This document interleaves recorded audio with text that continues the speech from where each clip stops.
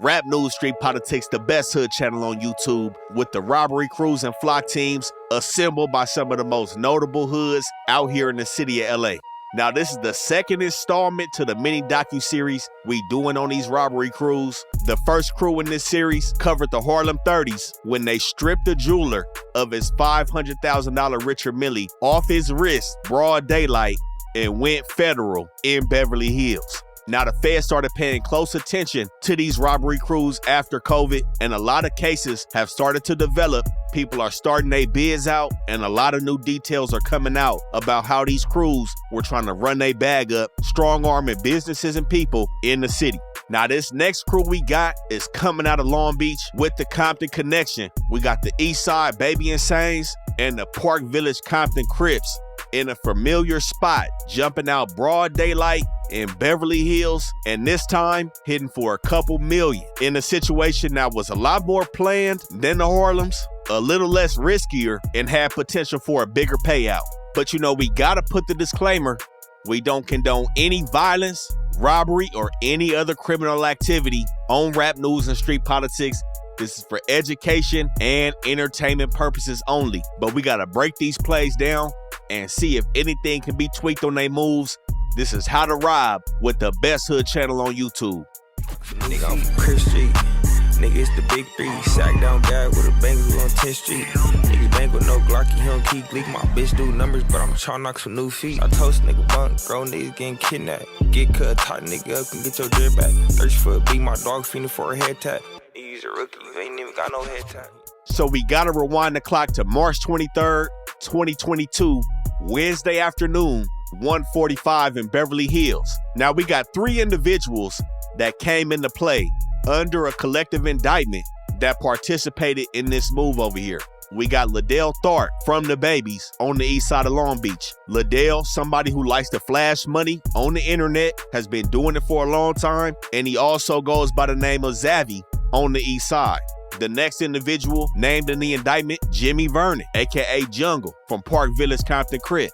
And they had a new booty on the play, 19-year-old Deshaun Bell, who was also starting to hang around the East Side Babies in Long Beach. Now, 5 individuals in total were seen at the spot of choice, Luxury Jewels, on Beverly Drive on Wednesday, March 23rd. One of those individuals was also a minor, who the feds refer to as KJ or Lil Nina, aka Scooby, also with them East Side Babies in the paperwork.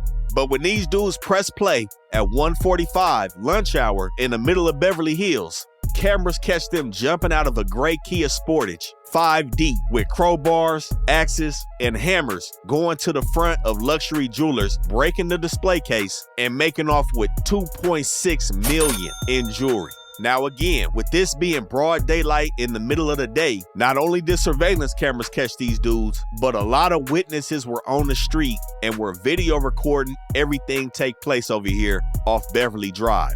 They caught these dudes doing the move and running northwest to an alley behind Luxury Jewelers and getting off. Now, we have to start it with the beginning of their plan. Like I said, in comparison to the Harlem 30s in Beverly Hills, these dudes had a little bit more planning and wit about their move. A few minutes before this, the Milestone camera system in Beverly Hills, which, as we spoke on in the last video, is a fully integrated police surveillance system that not only encompasses the police department, but also integrates residents and businesses to create a full-scale surveillance system in the Beverly Hills neighborhood. Milestone catches 3 vehicles pulling to the neighborhood March 23rd. One of them being a Kia, which was the vehicle everybody jumped out of, and they used the caravan tactic. 3 vehicles traveling in a pack to the location. The caravan is a classic move used on many type of missions, whether it's just a stolen car or whether it's a full-fledged murder that y'all going to. The caravan method is something that's deployed on many different plays, and along with the Kia, the surveillance system catches an Audi and a Mustang traveling with the Kia to the mark. Now, after the smash and grab with them running into the alley, surveillance video catches the Audi as the lone car coming out of the alley that they ran into. So investigators set on that Audi. Now, the Audi had a nice touch. There were some discrepancies in the get down of the Audi, but the Audi had a swap plate on it. Now, the thing that I like about the Audi is the swap plate matched the Audi. They grabbed a plate from another Audi and slapped it on the one that they used in the mission. That's a nice touch. The license plate, though, was of an older model Audi, but at first glance, that could pass. So that was one thing, like I said, was a little bit more planned than the situation we went through in the last video with the Harlems. But when they tracked that 3-car caravan with the Kia and the Audi, they also noticed a Mustang in it as well. This is where the first mistake was made in this situation. The Mustang was an Enterprise rental car ridden by nobody other than Liddell Zavy Tharp out of the Babies. This is flagrant on the play. Again, hypothetically speaking, this is what CPs and faces are for. Renting vehicles and pulling up in vehicles in your name is sloppy, and you asking for them people to be on your ass extremely fast. Now, the reason why they did that, they didn't think that Milestone was going to catch on to that caravan. The Mustang was not involved in the play in any way, but clearly there were visual indicators that noted all 3 of those cars were together. But we'll come back to the Mustang because that didn't become important until later on in the investigation. And it actually wasn't even needed because something more detrimental happened at the scene. In the midst of them breaking the glass and running off, Jungle from Park Village drops his phone at the scene. And when they ran off, they left the Kia, which indeed was a stolen vehicle. So not only did they leave the vehicle they came in to the front of the store, Jungle drops his phone and some of the equipment in terms of the hammers and axes were also left on the scene. But let's start with leaving the Kia. Now, leaving the Kia to some may seem like a good idea. It's a stolen car. Everybody's seen us jump out of it. We don't want to track attention while we moving out of here. Again, we come back to these play extenders. They got jewelry, no money. They got to move around in different spots to get this jewelry off. They don't want to be tracked in this Kia while they still have to handle business after the play. But why this was a bad move, like I said, 5 individuals jump out this Kia. That's 5 people that have to be tracked in terms of not dropping DNA in this Kia. You've left it at the scene and given it to investigators. They're combing through it for DNA off top. I know individuals that have went down for a murder with their DNA being found in a hat left on the scene. So what do you think a vehicle is going to leave behind with 5 different individuals? Investigators are 5 times more likely to find something in the vehicle, and that's exactly what they did. They found traces of DNA in the vehicle, and that truly serves as a whole in their planning process because they plan to leave that vehicle there. And I would say it's unacceptable. But for the elephant in the room, Jungle dropping his phone ruined the whole play automatically. You know, things like the DNA in the car, along with the Mustang being traced back to Liddell Tharp, could somewhat serve to be inconclusive. Just because your DNA is in the car doesn't necessarily place you at the scene without further evidence or somebody snitching. But when you leave your cell phone at the scene, it's game over at that point. But let's go into the mindset of why they chose this place and put themselves in this position in the first place. So as you see by the video, they chose a store, which differentiates from our last video with the Harlems, where they picked an individual. I would always say the place of business will always be safer than dealing directly with an individual. Too many things go left, and as you see with the Harlems, somebody ended up getting shot because a tussle ensued. Dealing with strictly a place of business lessens the probability that something like that will happen because your focus is now strictly on the merchandise instead of taking it off an individual. Again, the stakes are still risky because they did it in broad daylight with customers and employees in the store. But this is why they went for the display case. Now, the display case can be seen as a smart move depending on the location, but the main reason why the display case is hit is because of the tracking devices. 99.9% of the time, stores are not going to put their best items on display.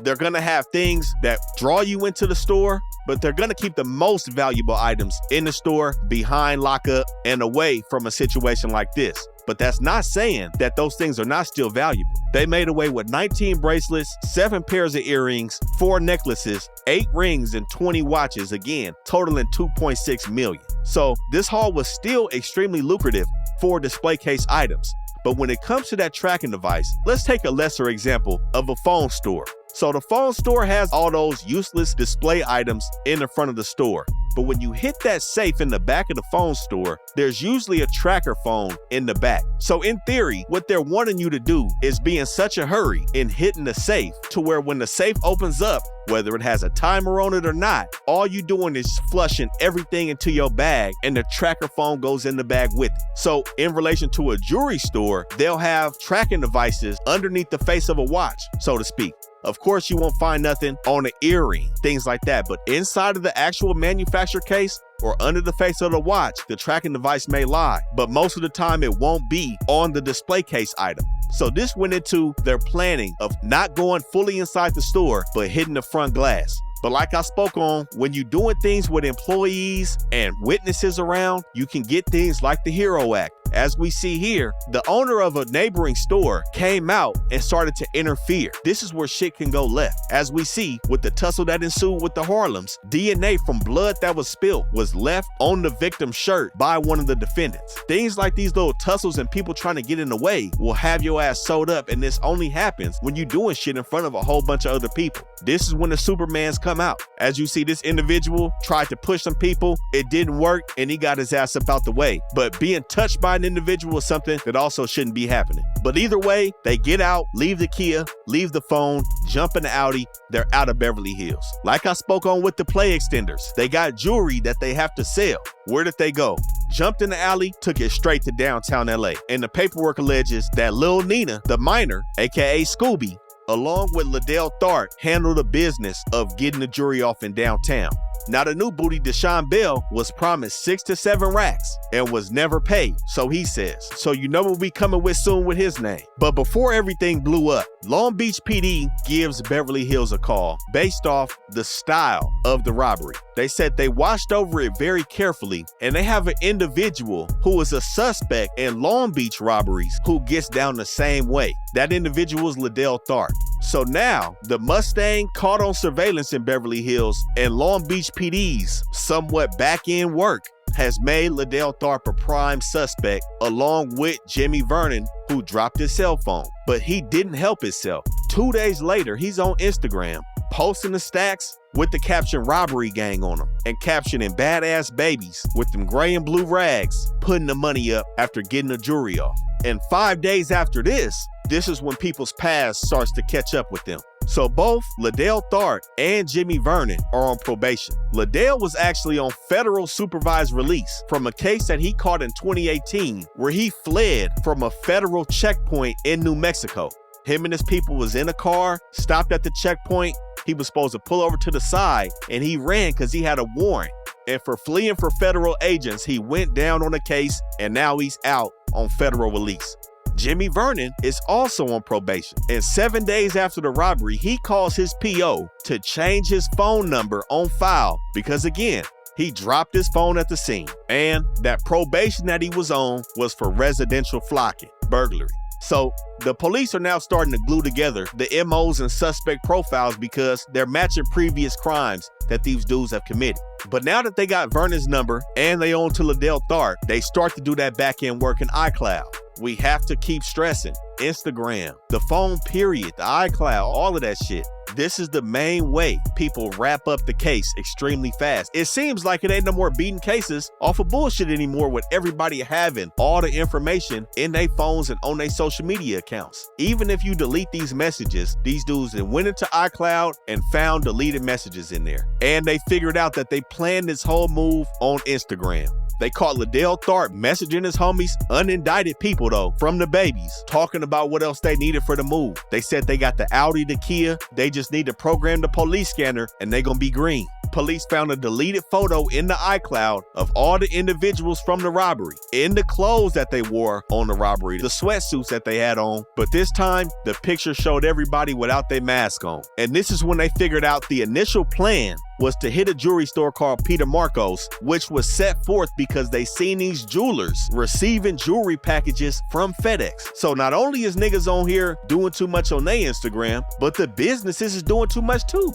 Everybody's in a mode of flexing. What is the purpose of showing people your FedEx packages with jewelry coming in? It's a jewelry store. We know you got jewelry. How many more customers can you gain off showing something like that on Instagram? And after seeing all of this shit on iCloud, then people start to close in. Now, Again, like we said, the feds was already here because they wanted to put the noose on everybody in LA that was getting down with the flocking, robbing, burglaries, everything. They're back with the Hobbs Act saying that these dudes violated interstate commerce because the jewelry owned by luxury jewelers was from out of state. Simple as that.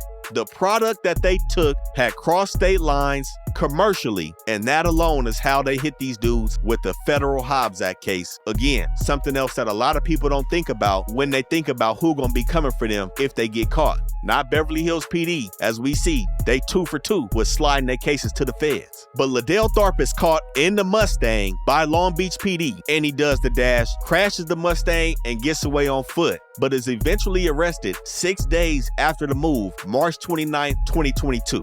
And this is where we come back to the new booty, Deshaun Bell, again, who wasn't paid what he was promised. As I said before, the feds got DNA from everybody that jumped out of that Kia and the people that left weapons on the scene. They got their pictures from iCloud. They got on Deshaun Bell fairly quick. But to make sure it was him, they staked out his crib and called his phone. The feds sat back and watched him answer the phone just so they knew they got their man kicked his door in. When he got to the station, he identified Scooby and started cooperating from the jump. You know, something like this goes along with that play extender shit. You know, when everybody's on the move and products have to be sold after the move, it's not just dividing up the money right then and there. A lot of funny shit goes on the back end. You got 5-6 people. All of y'all isn't going to sit down in a group circle with the buyer. It's only 1-2 people that's finna sit down with this buyer. People could be stashing jewelry to the side. You may not know the exact price the buyer is paying for every little thing. Somebody's gonna be left out of the situation. And with an individual that's 19 on a play, you got homies that's way older than you that probably feel like you didn't do enough or whatever the case is. Like I said previously, especially when gangbanging becomes involved in these robberies, a lot of politicking be going on, especially when you got older dudes and younger dudes. Them older niggas think they chillin',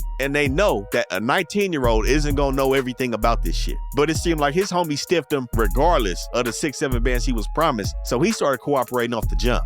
He also identified Liddell Tharpe, and along with all the other pieces that were bad in this move, Deshaun Bell helped the feds to convict Jimmy Jungle Vernon to 80 months in the feds and Liddell Tharpe to 84 months in the feds. Now, this is the common misconception of a lot of these dudes that be out here telling on their homies. Whether they your homies or not, they just think telling is the way out. He still got hit with 12 months and 1 day.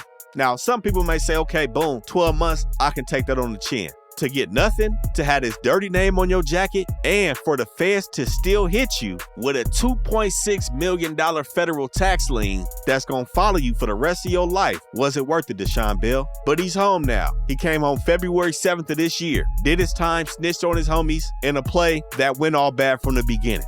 Now, what could have been done differently? Like I said, there was a lot of progress from what the Harlems had to this situation. The take was bigger, and like I said, could this move have been executed at night? Most spots moved their display case jewelry from the display to the back when they closed. So probably not the display case, but lunch hour, Beverly Hills, Wednesday, broad daylight, this wasn't pretty planning. And not only those factors, when you look at location, Beverly Hills is in the middle of the mix. Hella traffic 24/7, especially at the time of day that they did this. And Beverly Hills is not the closest spot to the 10 freeway because that's the freeway they take. They probably got off on La Cienega, headed north. Depending on traffic, back to the freeway, that shit could be 20 minutes. And it's nowhere to go other than southeast to get back to it. Going north towards Santa Monica Boulevard, you going crazy. They may have tried San Vicente to La Brea, or they could have went back straight down La Cienega. Either way, this location at this time of day is not the smartest, especially when we're talking about leaving a car on the scene. So this plan, honestly, I wouldn't have drew it up. I would have threw this one out. The number's great. Too many people on the play. 5 people in the Kia. This was easily a 2-man job. No more than 3. But this is what they settled on. This was the outcome. Stay tuned for the next one. If you thought $2 million was heavy, wait till we give y'all that next one with another multi-million-dollar crew that ended up going federal. But we got better planning, higher stakes, and a longer run. It's the best hood channel on YouTube. Rap, news, street politics. Y'all make sure y'all stay tuned for the next installment. We out.